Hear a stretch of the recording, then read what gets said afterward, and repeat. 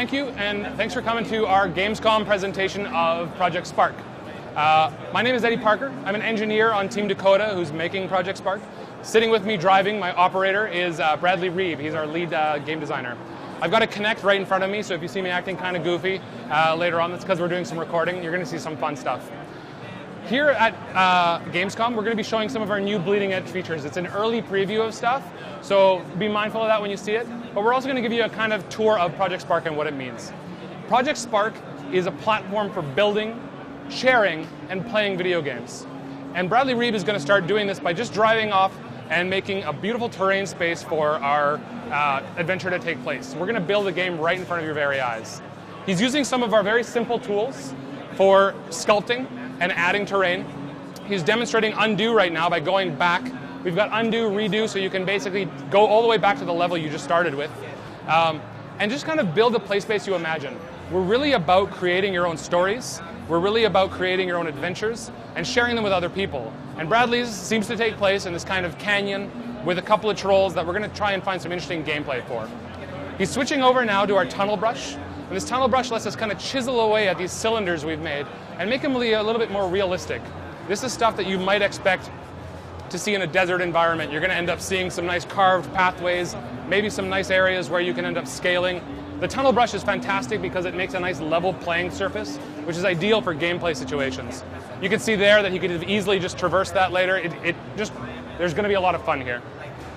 So he's carving out this area, making sure that nothing looks too cylindery when he's done.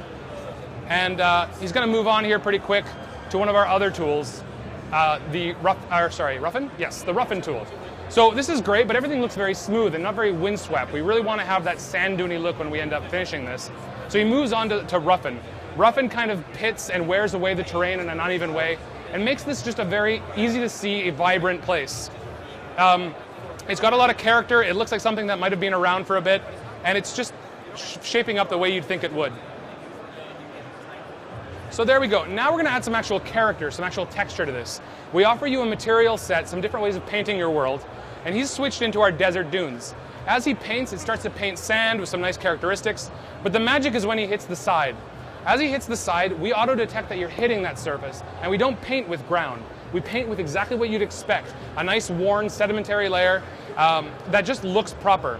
Bradley can now just go crazy driving wherever he wants and trust the way his brush operates. This is what we call smart paint. He's now going to move over into our nature brush.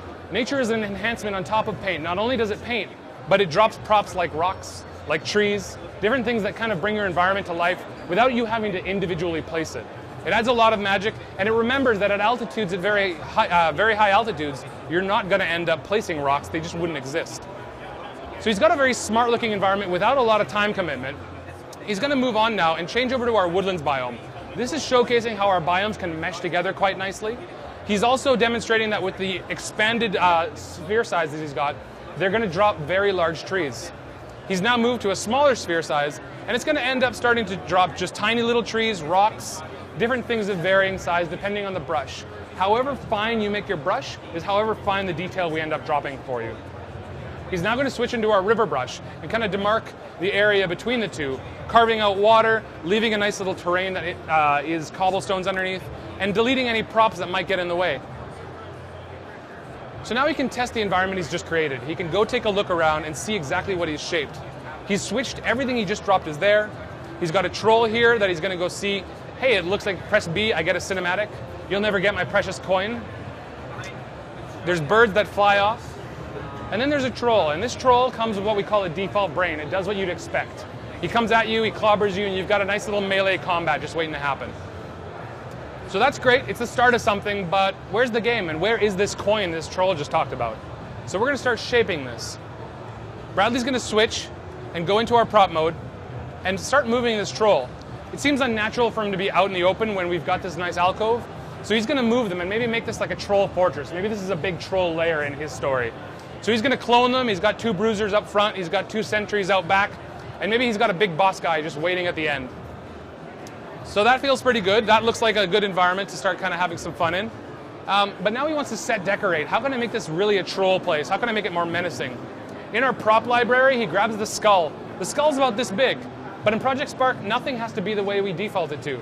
You make that skull bigger, you scale it, you can make it intersect with the mountain and rotate it down, and you've got Skull Mountain. More than that, Bradley's got an attention to detail that none other has. He's going to move over to our effects library, and he's going to switch over and find our fireball prop.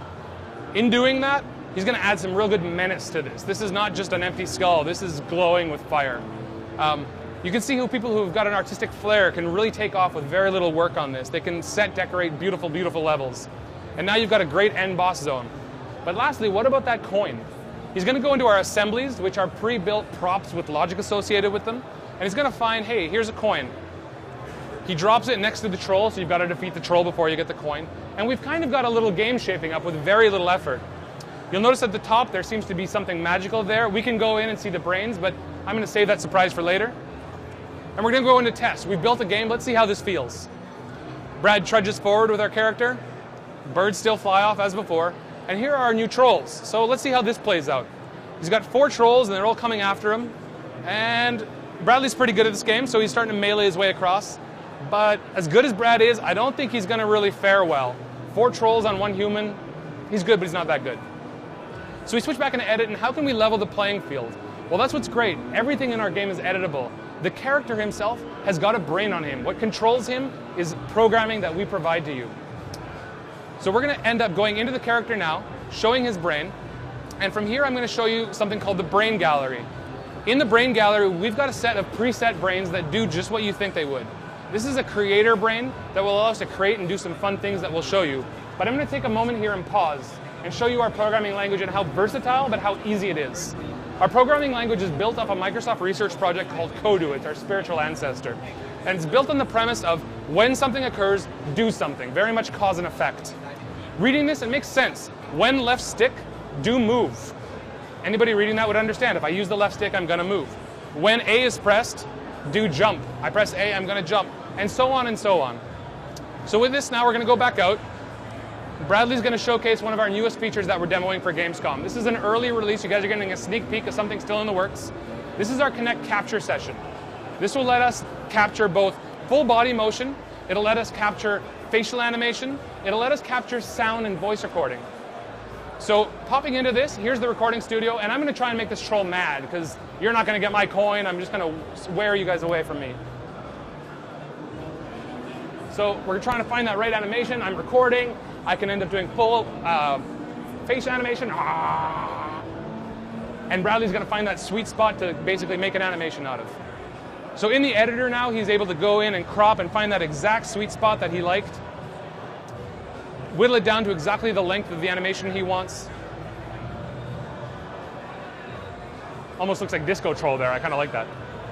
And now he can save it. He can save it to the library to reuse it, to share it, do whatever he needs with it. And in this case, he's going to end up naming it something he can remember, save it so that we can use it from the prop gallery, and start to shape our world with this. You can imagine this is really powerful for things like machinima, for custom battle sequences, stuff like that. So now we're going to go test and see what our changes did. Going up to the troll, let's see how this animation played out. You go in there, and yep, he's just dancing mad.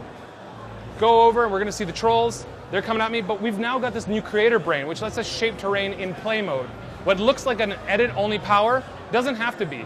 We've now got it here where we can corral the trolls inside of our game mode. They now can't really hurt anybody, they're stuck. And now we can traverse that really tough terrain, find that last one, and unveil another surprise, our superpower.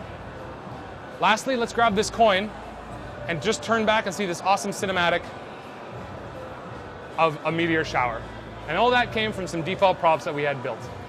Now Bradley's going to ride off into the sunset, and I'm going to show you our last feature, a feature set we call Infinite Worlds. Out of E3, people asked, how big are our worlds? And what you're seeing now is a new feature, Dynamic Worlds. As your play space grows, so does the water plane, so does the world you're in. We offer you now 5 kilometers by 5 kilometers used in any way that you want. And furthermore, we offer a feature called level linking. So you can combine your levels in an episodic style content spanning as far and wide as you'd like. Do you have any questions, or we can move on and show you the Crossroads mode? Any questions about what I just showed you? All right, I'm going to get Bradley to switch over and show you our Crossroads mode. For those people, what you've just seen is us creating something from scratch. And it was just that easy. No tricks, no secrets. Bradley's good, but he didn't have to be. You could be learning this for the first time. But what if you're still daunted and scared? Well, Crossroads is a great way to build yourself out a very fast level very quickly and to choose your own adventure style gameplay. We offer you a set of choices that I'm about to show you that will start to shape your world in a very dramatic and engaging way, and it'll leave you thinking that you're actually playing a game, not just creating one. At the end, what you create will be your own. You'll be able to remix it, you'll be able to share it, you'll be able to take little nuggets of it and use it in your own adventures. Anything you create in Project Spark, no matter where, how, or why, can be used anywhere else. So, furthermore, another thing I should get into while I'm just talking here is that we support Xbox 360, which is what Xbox One, which is what we're playing on right now, the Xbox 360, and the Windows 8. Anything that you create and share can be downloaded and played on another. Anything that you've got, that you've earned, can be shared across each of those as well. And we offer a very vibrant community for sharing, for commenting, for giving feedback, and sharing with your friends. So now we're going to step into the Crossroads mode. Like I mentioned, this is a choose your own adventure style of gameplay. We always offer you 3 simple choices that will dramatically shape your world. And we try to space them out so you're always playing games and you don't ever feel like you're getting interrupted. To start with, where's your setting? Are you in rivers? Are you in canyons? How about hills? Or mountains? We can shuffle it up. Doing this, we're going to dynamically build the play space, and you can choose how is your theme. Is it desert? Well, we just saw desert, and that was nice, but how about forest? We're going to end up shaping forest, and now we can choose our time of day. Is it night? Morning? Morning. And now we're going to start to procedurally build the world right out in front of you. So for people who are scared, and trust me, you have no reason to be, that you couldn't build a game, there's multiple ways, and you can do all of them. We're going to build this out, and we're going to set you with your first real choice. Where does your hero live? In your story, what kind of house does he live in? Is he in a windmill? I guess he is. Let's find out where to place it.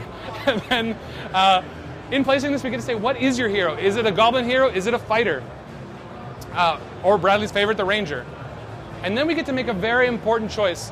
What is the gameplay dynamic of this game? Is this a find the objective? Is this a hack and slash adventure with a fetch quest at the end? Will you be rebuilding the town? Will you be defending the village? Is it an anti-siege campaign?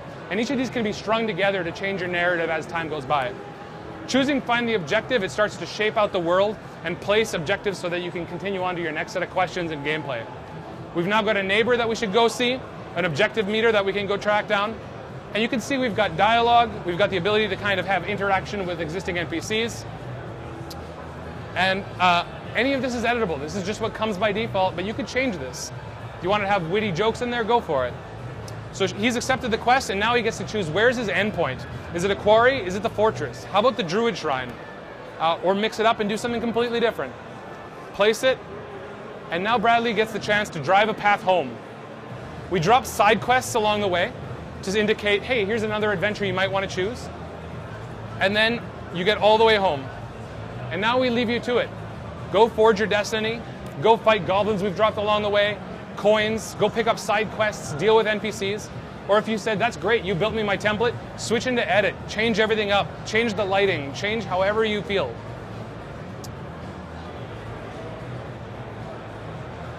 So we've got a couple of goblins chasing him. And it's important to note, the other quests would have given him much more varied gameplay. We might have first-person shooters. We might have different siege quests. Here's his first side quest. He gets to choose between a squirrel ranch, pumpkin farmer, and observatory. And then in placing them, they've each got their own little game dynamics. I think Bradley's just going to go right through it, but if you'd want to... Oh, no, he angered the squirrels. This was the squirrel farm, and you don't want to mess with squirrels. But each of them would have interesting choices. Don't mess with squirrels, kids. And he's going to continue on his path. Grabbing the coin increments his meter. We've got NPCs in here you can buy stuff from, but Bradley's very confident he doesn't need any of that stuff. So he's going to go right into the druid shrine and pick his end enemy. Each of these end enemies are built using our own tool sets. They're built using our own code. There's no reason you couldn't build them, or better yet, we've already built them for you. Go edit this, copy, paste it, put it in your world. It's got AI built into it. It's got its own weapons, its own upgrades. Use it as you see fit. Oh, so close. And so Bradley timed it perfectly to both die and kill him at the same time. And there's his just rewards. You can go end up picking up... Oh, there's a goblin that snuck his way in. He can go pick up his coin, key rather, and then go into the treasure chest and get his reward and finish the level. So this is an example of how you would create something with an easy on-rails experience that you can then kind of take whichever direction you want from.